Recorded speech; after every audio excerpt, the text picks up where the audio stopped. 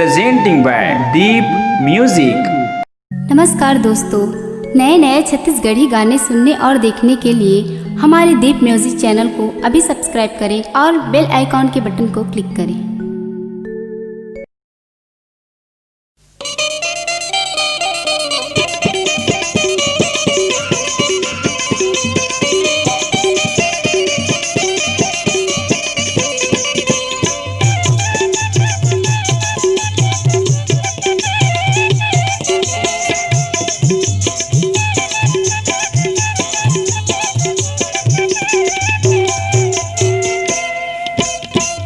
काटे बसरता चाहिए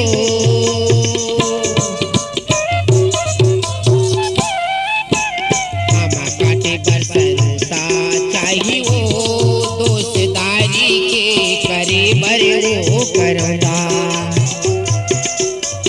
किसन नना भरोसा चाहिए दोस्तदारी के करे बरे वो करदा आबे आबे मुलाकात हुई आबे आबे हमरैया मां मुलाकात हुई।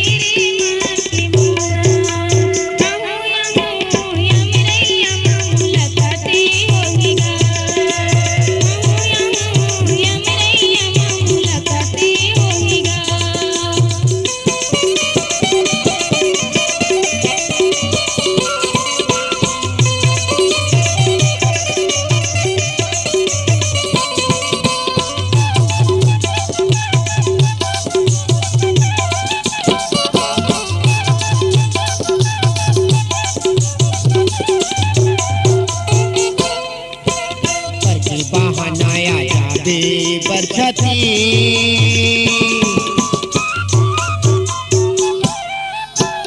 करके बहानाया जाबे बरछती तो लाहिर दे माँ बसाए वो चिड़ैया